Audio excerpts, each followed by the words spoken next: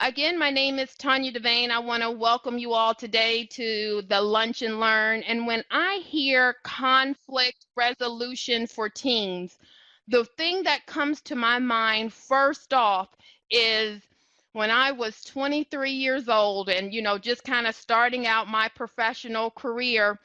And I managed a team of 5 people. There was 3 salespeople and 2 office people. And when I would go into work, I would be thinking, oh my goodness, why do I have to feel like I'm a referee of a heavyweight fight today? Because sales and service, they would always, have a complaint about each other. And me being 23, kind of starting out my career, I did not necessarily have all of the tools that I needed. Sometimes I would just kind of put my head in the sand and say maybe it'll work itself out. If I could go back to my, if this 40-year-old could go back to that 20-year-old with all of the learning that's happened on my part, me going to conflict resolution classes, getting certification in HR management, I would be able to help that 20-year-old. So today I'm going to give you that information because conflict at work, it can either propel or disrupt the momentum of the team, of the organization. The workplace can become a very toxic environment when leaders allow conflict to kind of fester rather than confront it head on. And that was that 20-year-old me. I would kind of let it fast, I'd kind of let like maybe they'll work it out. I mean, we're all adults. My theme would be like, can't we all just get along? We all want to make this organization successful. Why can't we just play well together in the sandbox? And so we're going to talk about some of the positive things because when I was young, I only saw conflict as a negative. Like I only saw the bad part of conflict. But conflict can truly positively sway communication because now we are listening to each other. With conflict, when it's done properly, what's going to happen is you're going to help people in regards to listening to each other, understanding each other. And then with that, when we have great conflict resolution and in a great way to handle that conflict, the communication piece is going to be a lot easier because really where conflict typically stems from is people just want to be heard. And if we are not communicating, properly, they're going to have a harder time with that.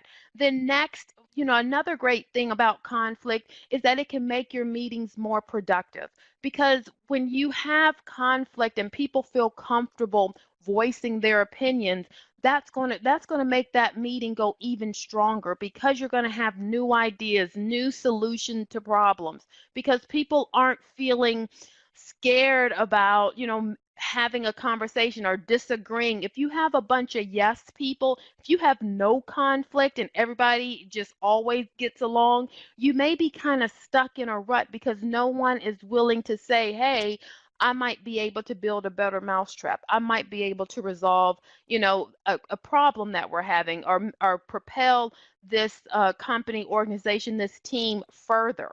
Then lastly, it alerts you to low employee engagement. Because what happens is when you don't have conflict, when you just have people that says, okay, that's good, I don't care, whatever they say is, I'm fine with it, that can kind of say, hey, why don't they care? People should care about the organization. You want people to have an emotional commitment, an emotional tie to the organization, because that is the definition of employee engagement, someone having an emotional commitment to your organization. And when you have that emotional commitment, then people will try to make things better. They will, strive to improve things, look for things that we can do better next time, look for ways to cut costs and increase productivity. And so when you don't have any of that conflict, then that can be a sign of, hey, maybe there's something that we need to investigate. But now let's kind of talk about some of the causes of conflict. One is personality clashes. I mean, with when I was 20 and had those five people, that was five different opinions, five different personalities. So at the Omnia Group, we have 17 different personalities. So um, types. And all of these 17 different personality types can be in your organization. And they all deal with conflict differently. They communicate in different ways. So you could just have a personality conflict. Maybe someone that is very detailed oriented, and then you have someone on your team that would rather delegate out the details. That's going to be some conflict right there because, I'm relying on Cynthia to give me detailed notes when I'm getting ready to call on this client that she spoke to last week. But because she didn't give me any information, now I'm going into that call blind. So that can sometimes be that personality conflict or unrealistic expectations. That can sometimes cause conflict. If I thought when you brought me on, you said that this was a fast moving company and I was going to be on the fast track, and now I've been there 6 months and I'm not the senior VP of sales, I have a problem. Now, should I really expect to be the SVP in 6 months? Well, that's why you kind of want to make sure that people have realistic expectations, and that can kind of be handled during the interview process and making sure that people aren't expecting to own the company in 6 months. Like, no, I don't really think that's going to happen. And so that can cause conflict because if I walked away from my interview and I accepted the offer thinking in 6 months I would be the SVP, and now it's 7 months and I'm not, then you're going to, you can see that I'm going to have a problem. And I'm going to, then if I'm assertive enough, I'm going to voice my concerns as well. And so you want to make sure you kind of stop, kind of nip that in the bud. And that can be nipped in the bud during that interview process. And then poor communication. Please raise your hand. And the way you raise your hand is that man right up at the top that looks like he has his hand raised. Please raise your hand if you have ever sent or received an email with an attitude. I see hands going up all over the place. Yes, we all have done that. And that's poor communication in regards to the person they might not have meant to have it with an attitude, but we read it with an attitude. I know many times I have read an email and I'm firing it like tap, tap, tap, tap, tap. I'm banging on those keys really hard, thinking, okay, no, she didn't say that to me. And then when I went, then what happened was I would go and talk to them and say that, and they said, no, that's not, that's not how I meant for you to take it. Because I had that instant just here recently where I had a coworker who was out of the office, and when she came back, she sent an email saying, did anyone complete my work while I was out, or do I have to do it? And so I took that so that's how the email read. I read the email as, well, I mean, I took the day off. Did anyone really do my work or not? Now I have to come in and do the work for today and yesterday because you all didn't do my work. That's how I read the email. And so I went down and talked to her, and she was like, no. And what happened was it was a breakdown in communication. She was used to seeing, the completed work on her desk when she comes back, and that's how she knows that it was completed. So she was really just asking like, hey, maybe you all got busy yesterday and was unable to complete this. Do I need to go in and look for that? And so sometimes it's just, we just misinterpret what the person says because we're looking at things through our lenses sometimes. And so the last piece of the causes of conflict is unfair treatment. If you have the golden child, in your department, and oh, she can do no wrong, everybody just thinks that she is great or he is awesome, he can do whatever he wants to do, and everybody just sings his praises, but you know that he is leaving at 3:30 every day and no one knows that, but he doesn't get called on the carpet for doing anything wrong. Unfair treatment can be another cause of conflict. You want to make sure that you are treating everyone the same. And when we talk about, ways to minimize conflict, not only, making sure that we're treating everyone the same, let's talk about the framework to kind of minimize conflict. One way is written rules, policies, and agreements. So if everybody is supposed to be here till 5:30, everybody's going to be here till 5:30. Making sure that everybody knows what the rules are, there's an agreement on the rules. If there is a dress code that, you cannot wear jeans Monday through Thursday, then no one should be able to wear jeans Monday through Thursday. You don't want to create an environment where some people get to do things that other people don't, because that's going to create an environment of conflict. If we're basically doing the same jobs, but she can TC or telecommute and I can't telecommute, that's going to create conflict. So you want to make sure that everything is fair, above board, you have agreement, and the policies are written. The next thing is effective management. You want to make sure that, we have the tools. Just like when I was 23 years old, I wasn't necessarily equipped to manage this team of five. Because as most things, as most managers and leaders, we kind of get promoted up through the ranks. I mean, we were a dynamic employee, so they're giving us, a promotion, they're giving us a raise. But sometimes when they give us that information, when they give us that raise and that promotion, they also don't bring along the tools, the tips, the tricks of how to manage people. And we actually have a series on that. You can check out our YouTube channel about first-time managers and kind of how to help them and giving them some tools, tricks, and tips of what that looks like. The other thing is careful hiring. You want to get it in on the front end so you don't have to deal with a lot of stuff on the back end, the negative stuff on the back end. When we talk about careful hiring, this is where we help our clients a lot, is just understanding the natural behaviors of the individual, understanding their natural pace, understanding the attention to detail that they have, or how assertive they are, or what their communication style is. That can be very beneficial. Understanding someone's communication style before you bring them on will really help you during training, onboarding, and tenure. Because if I'm someone that needs the attaboys, the kudos, the congratulations, the shout outs in the meeting, and you are a manager that, has the impression or the feeling, well, you can still log on to your computer and you got paid on Friday, so you should know that you're doing a great job. We may not work well together. We may have some conflict because I need more than that. So understanding that on the front end is going to be beneficial. Also, have a fair grievance process. If I do have a problem or a concern, what steps do you have in place for me to kind of air that out? Where can I go if the person I'm having a problem with is my manager? What's my next step? So everybody understanding that and kind of putting that out on the front porch, like my grandma and grandpa used to say, just open up the doors and lay it out. Make sure people understand. Just because you have it out there doesn't mean that you're going to create conflict, or you're going to be like, well, now that they know we have a grievance process, they're probably going to be we're going to have more complaints. That's not necessarily the case.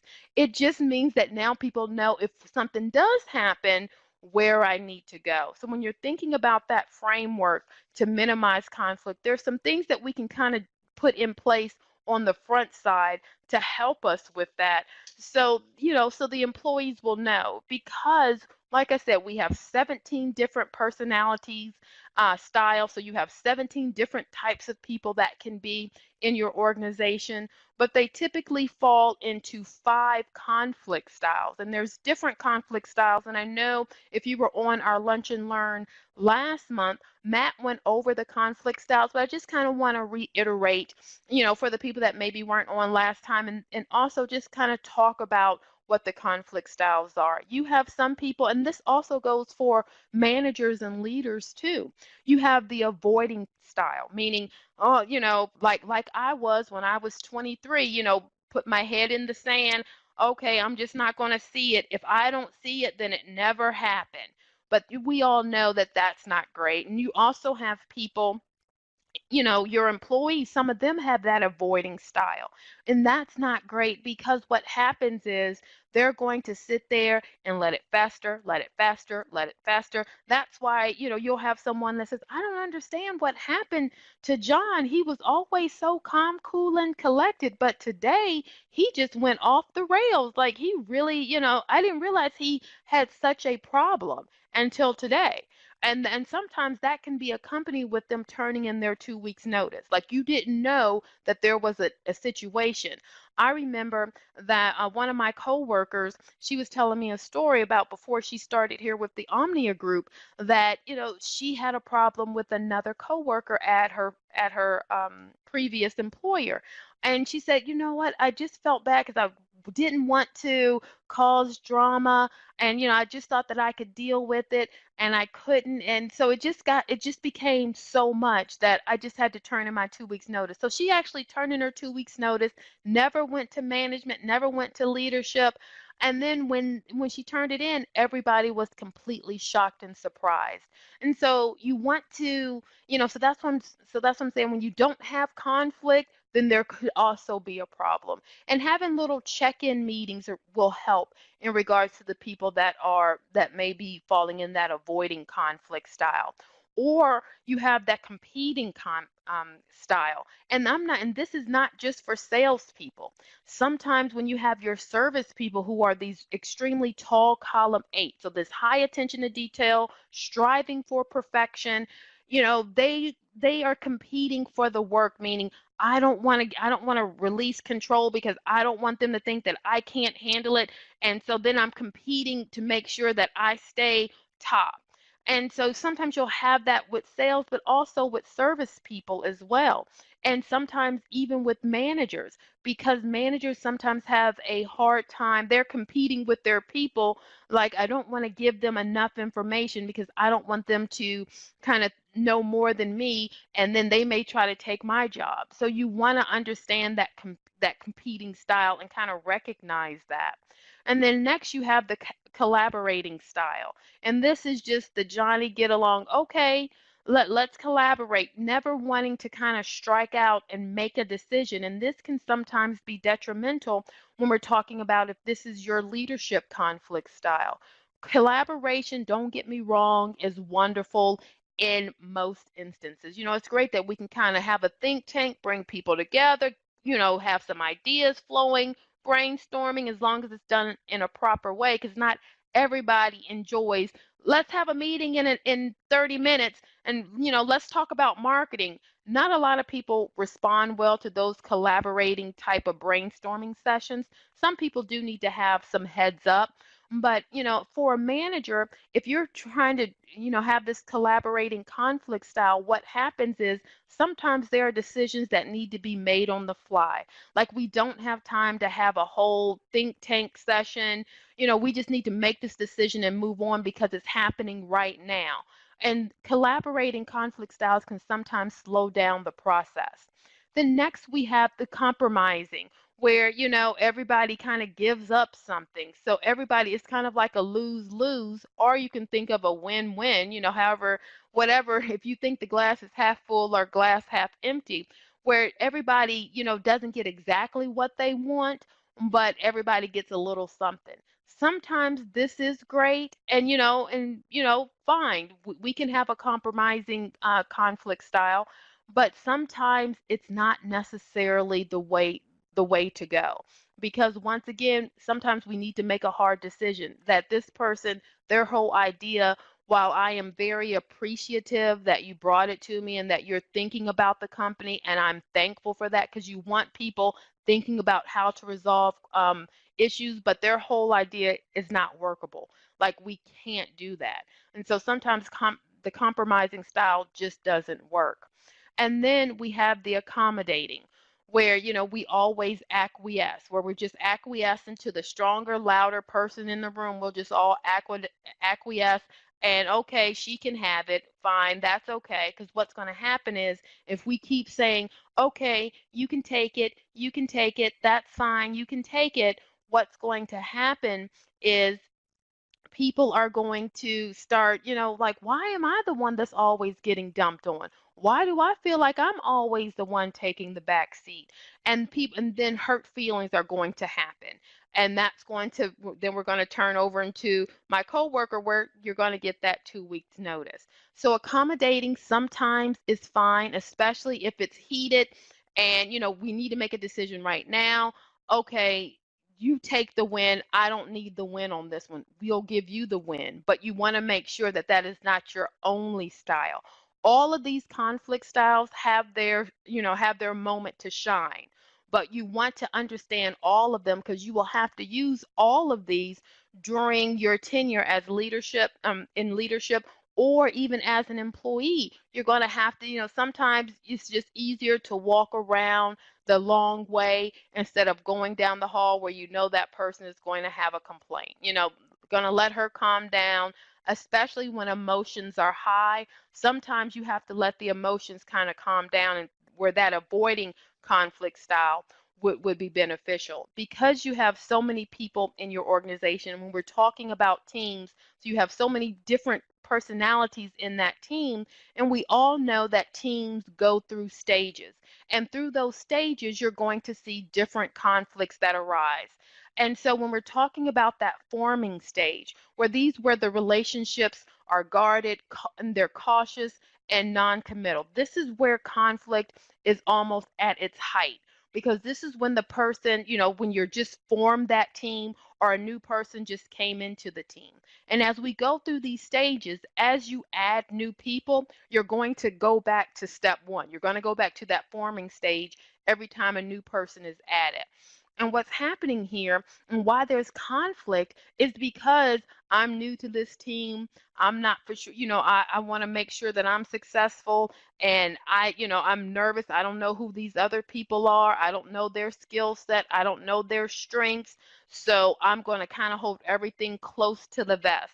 And for the people that are already on the team, and now we have this young new whippersnapper coming in here, and they can feel a little guarded because why are we adding this fourth person? Are they getting ready to get rid of someone? We can handle this. I don't understand that. So having a conversation with the team about why a fourth person or why a new person is needed can be beneficial, can kind of help.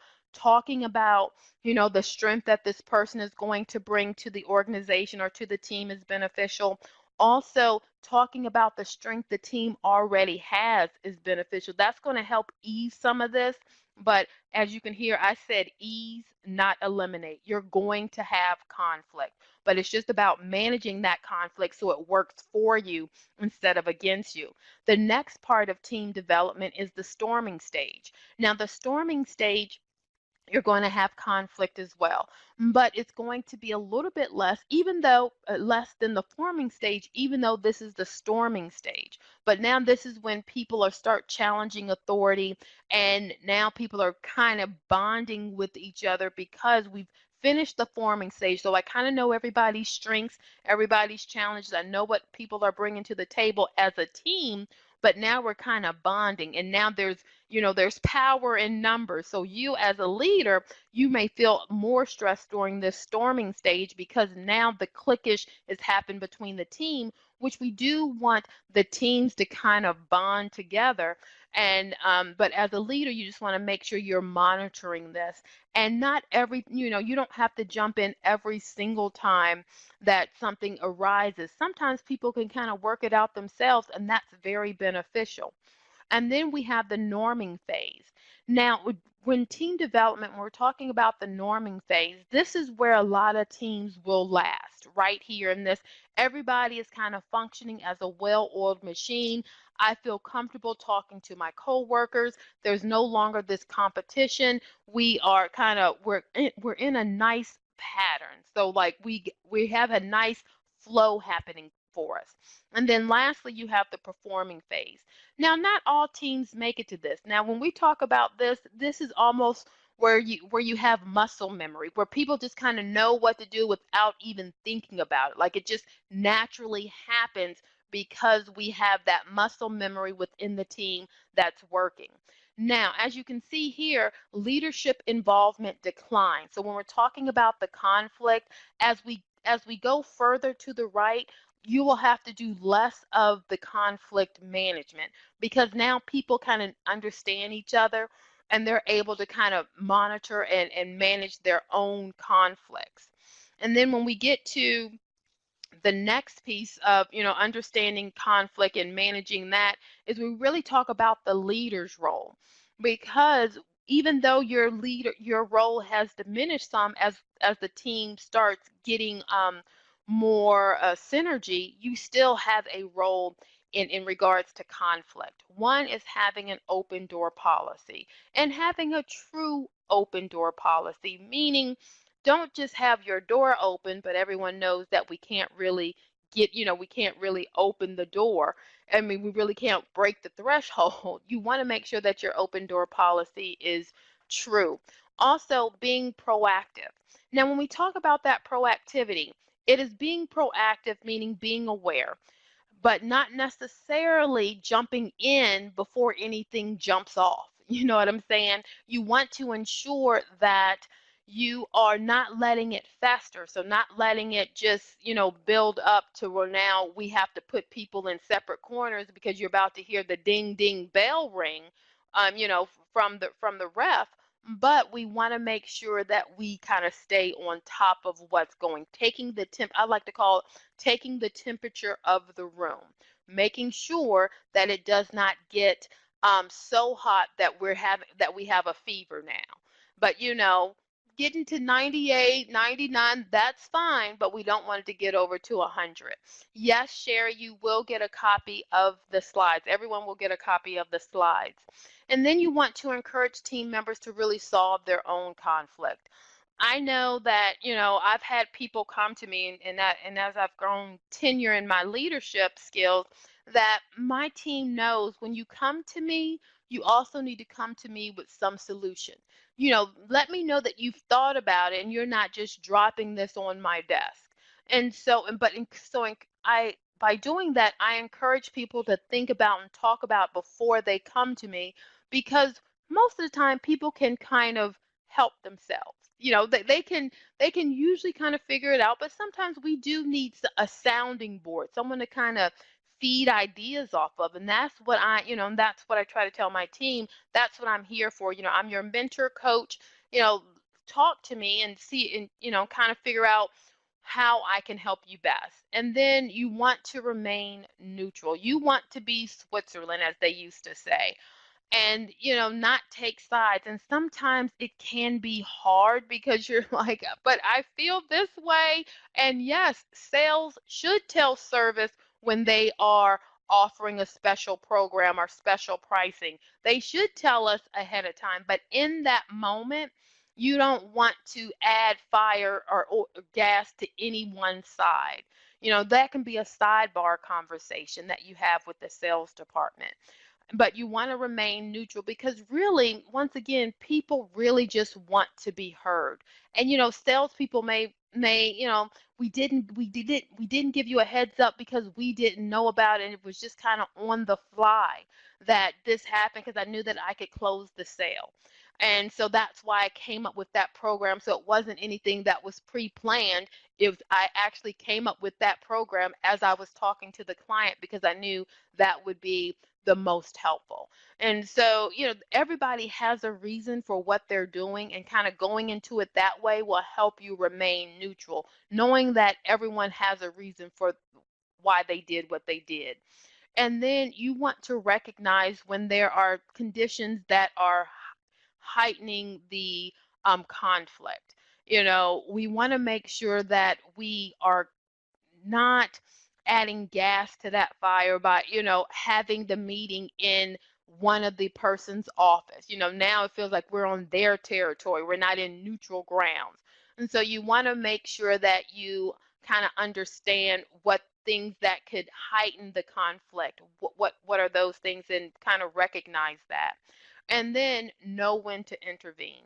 Know that before it gets to 101 degrees, you need to intervene.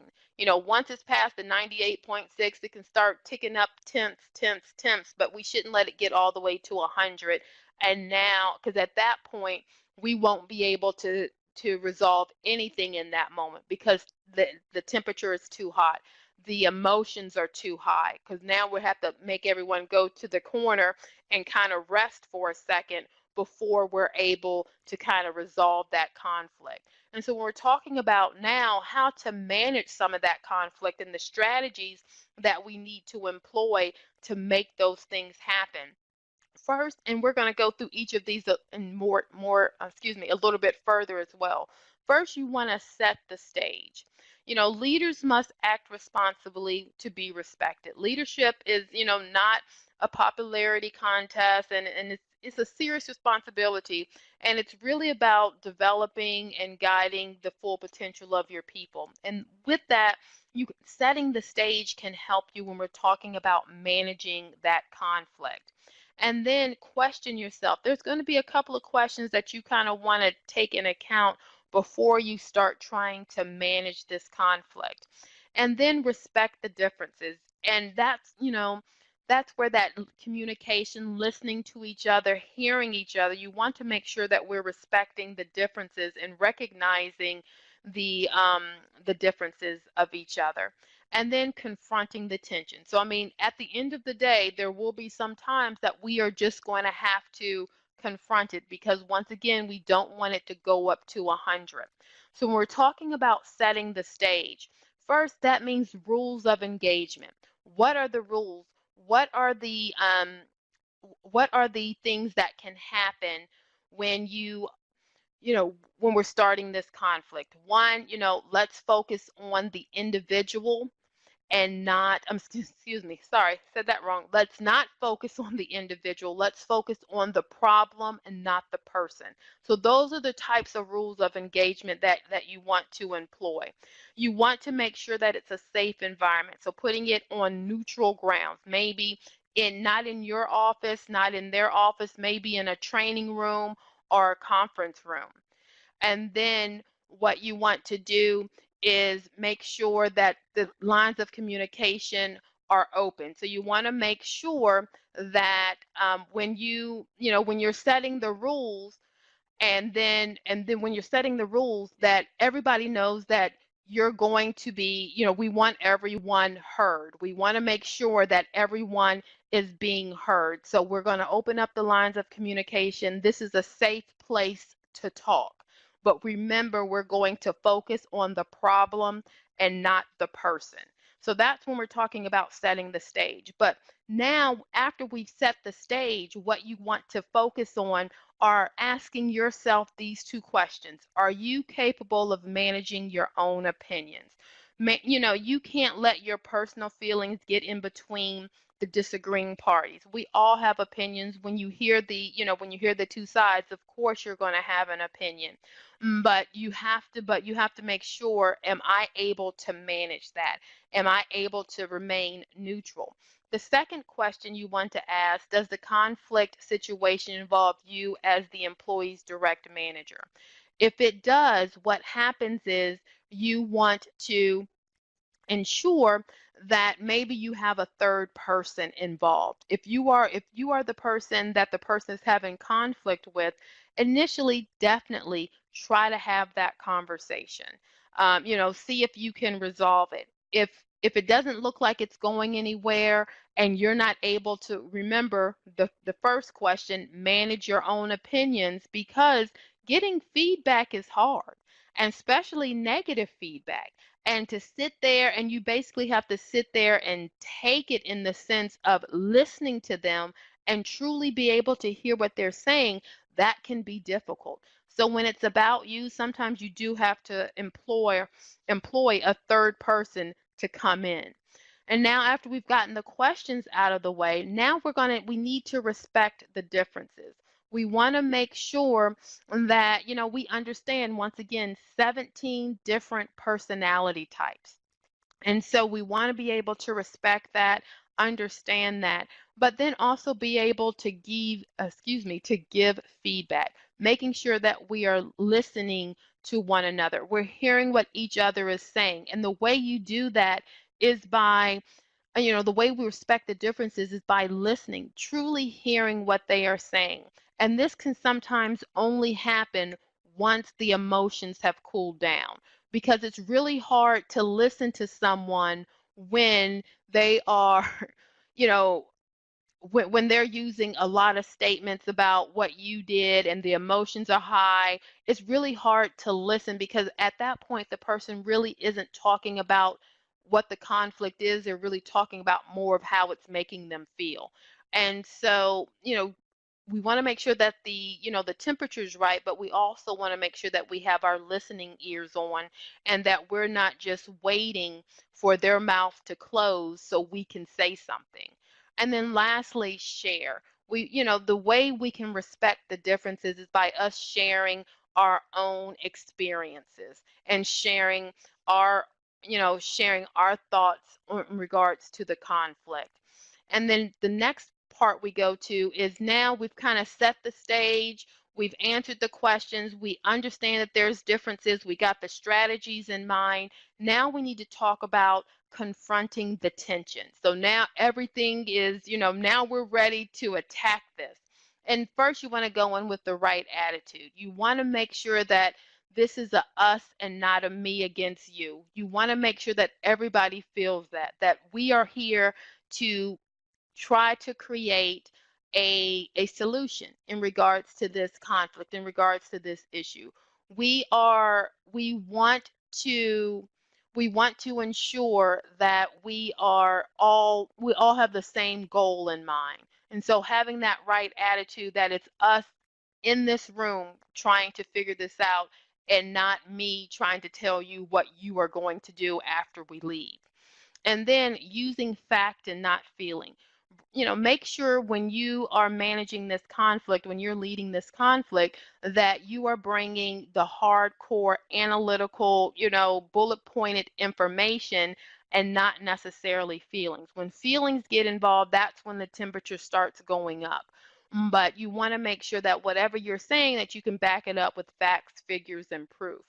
And then you want to be prepared. You want to understand what this looks like. You want to make sure you've asked yourself those questions, because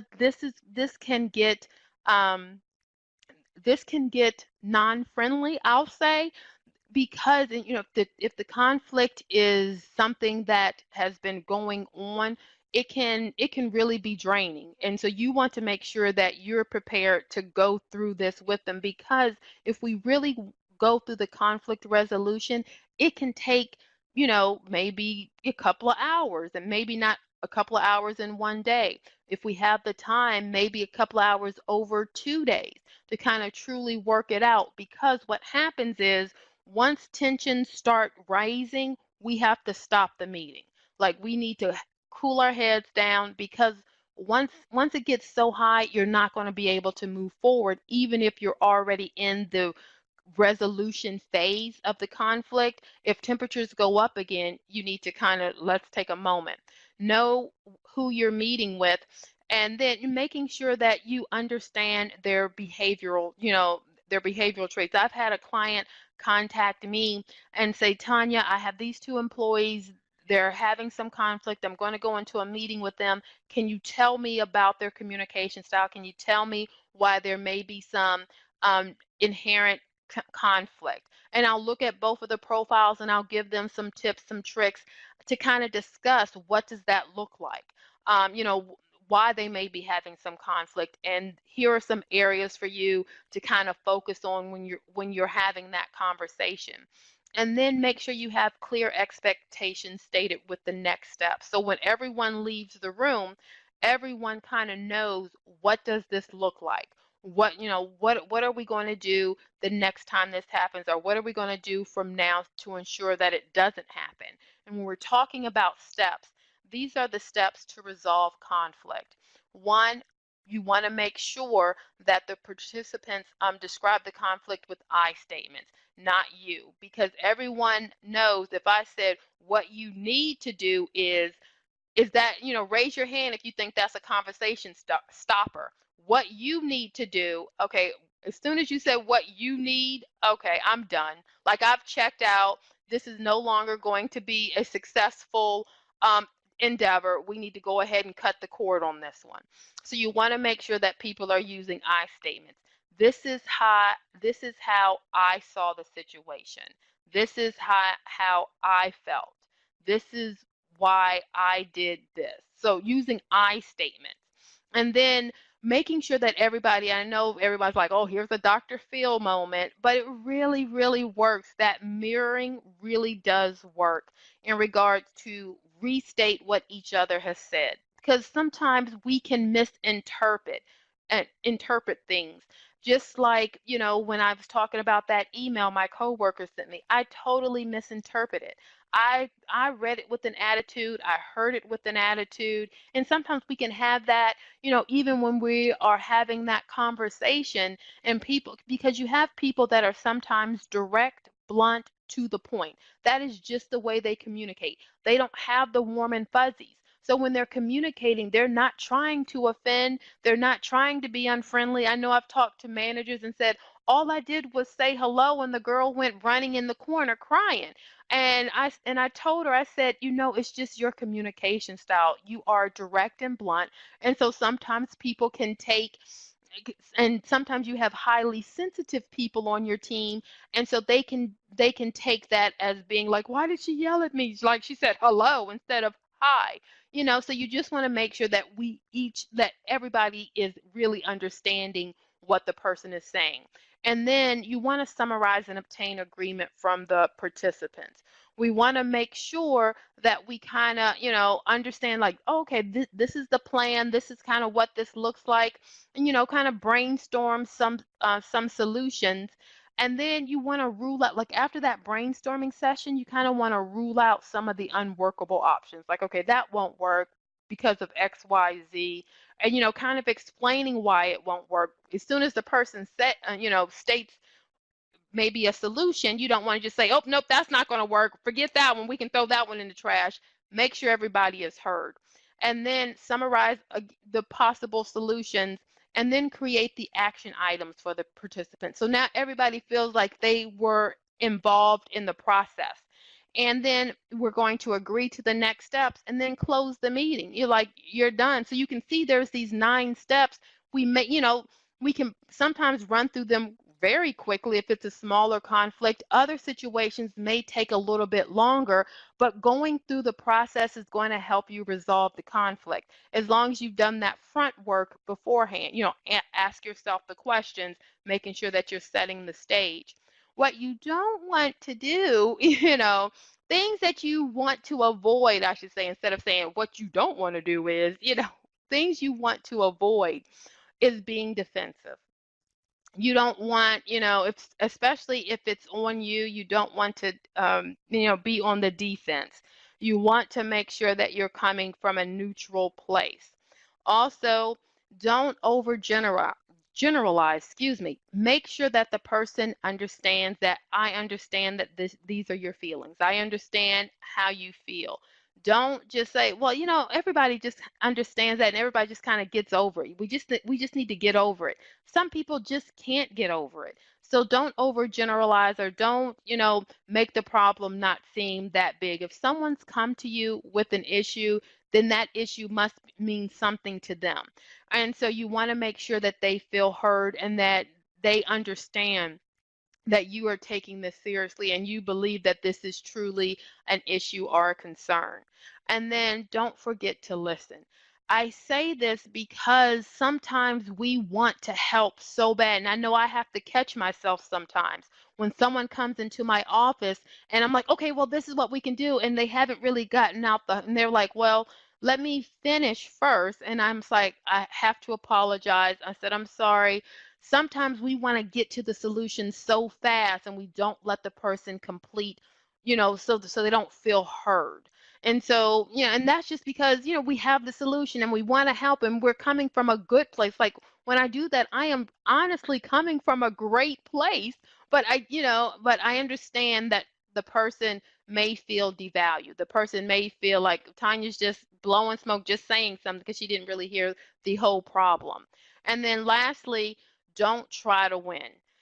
Don't try to be like, oh yes, I got it, I made it. And I feel like, sometimes we try to, instead of resolving, we look at more of a win-lose situation. Don't look at it that way. Look at, I'm trying to resolve the issue. I'm trying to resolve the situation. When you're thinking about the opportunity, when we're looking at conflict, there is such an opportunity of growth. One, you can learn about this person. You can learn, what the issues are, the concerns are. You'll be able to learn, is there something, or do we have an engagement issue or concern, morale, what's happening? You'll from conflict, you'll be able to grow understanding within your organization.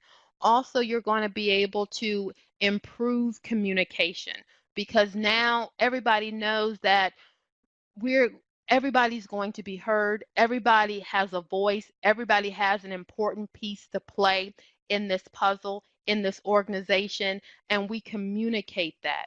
With communication, I feel like communication is typically, almost the end all be all of why conflict happens. If everybody is truly coming from a great place, so if everybody comes in the door with, I want to make this organization the best that it can be. If everybody has that feeling and thought, then why aren't, what's going on? Typically, what's going on is the communication. We communicate in different ways. We show appreciation in different ways. We receive appreciation in different ways. And so understanding that was going to help in the conflict because it's going to make conflict turn instead of the negative piece over into the positive piece. Because remember, when we talked earlier, conflict is good. Like we want to have some conflict in our organization. We just want to have good conflict and not negative conflict. And the difference between that good and negative is the communication. And then it also provides productivity because now we're having this positive conflict and people are coming up with great ideas on how to streamline processes, how to help clients faster, how to get the word out quicker to prospects. And now from the time the salesperson closed the business to the time our implementation specialist contacts them, that time has shortened. So people are still pumped up and excited that they just stroked us a check. And that's going to be beneficial for your business because if we don't want anyone to have buyer's remorse because we've all bought something and then we got home and was like, why did I buy that? And I know we all do because I bet if I ask, please raise your hand if you have something in your closet right now that still has the tag on it or something in your home that still has the tag on it that you have not used, I would see hands going up everywhere because we have buyer's remorse. And so you want to make sure that your buyers don't have that. So the quicker you can get them up and running and moving, you're going to increase that productivity. And then also you have opportunity for engagement. I can't tell you how many times, a company has called me to say, we need to do this engagement survey because we have a bunch of conflict within the organization.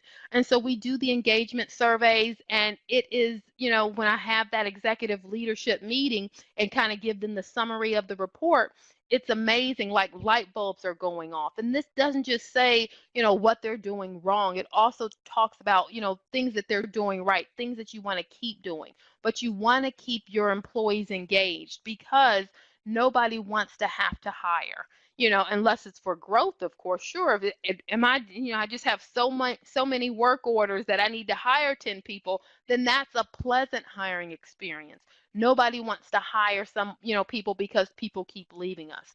And the way people won't leave you is one, by managing that conflict properly, by keeping them engaged. Because I always say, when that first day the person starts, that is the happiest that they are going to be. They are the pinnacle of happiness with your organization, with the company, with the job, and we want to keep that happiness going. We want to keep that energy going. Because just think about when you went on that first date, or when you walked down the aisle and got married, and when you had your child, like I couldn't love anyone or more than I love them right at this moment. That's what you're thinking about with your employees. When they walk through that threshold that first day, this is, you want them to stay in that happy place. And the way you do that is by making sure that we're managing conflict and that we're keeping them engaged, that they know that they are an important part to the organization. And so as we come to a close today, you want to use conflict as a springboard.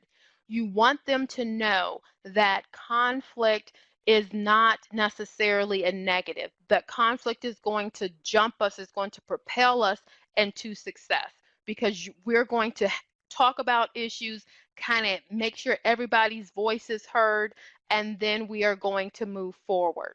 And then you want to separate the people from the problem. This will stop a lot of that negative conflict. Is if someone comes into your office and says, Cynthia always, stop them right there. Hold up. No one, just like my mom and dad used to say, no one always does anything. So what is the real issue? What is causing, what's happening that is causing you concern or causing you to have a problem in your current role? So you want to kind of separate that. So, sometimes you have to kind of stop the person when they first come in and say, let's just focus on the problem and not the person. And then communicate. I know you've probably seen that several times. This is how important communication is when we're talking about resolving conflict. We want to make sure that we have open, honest communication, and we want to also make sure that we are listening to each other.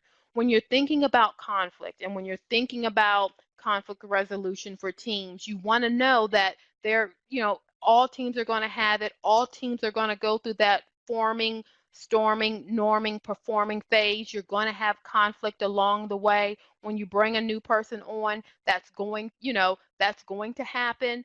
And so just embrace that and realize that, and that's going to help stop some of the stress that you have or some of the anxiety that you have, knowing that, conflict is bad. No, it's not. If you understand that conflict is good and try to, kind of chart it in that direction, it's going to lessen your stress. Are there any questions? You can go ahead and type those in at the bottom. I know sometimes when I've given this session about conflict resolution for teams, people have asked me, when should we seek outside help? While it's definitely better to address conflict as soon as possible and at the local level, sometimes you may need to get, outside help from maybe a mediator, an arbitrator, or, heaven forbid, an attorney. But you want to, when potential legal issues are involved, such as allegations of discrimination or harassment, sometimes it's great to get in an outside help. When the HR department, when they don't have the time or training to really delve into that conflict, you may want to get outside help. Or when, maybe there's some patterns reoccurring, or when the flare-ups are becoming abusive and resembling bullying, or it's getting physical, we may need to get some outside help. I want to thank everyone for joining me today. As being a participant of this webinar, if you have not experienced one of our reports, if you're not a current client, you can definitely assist you in regards to understanding who you are. So that self-awareness is key.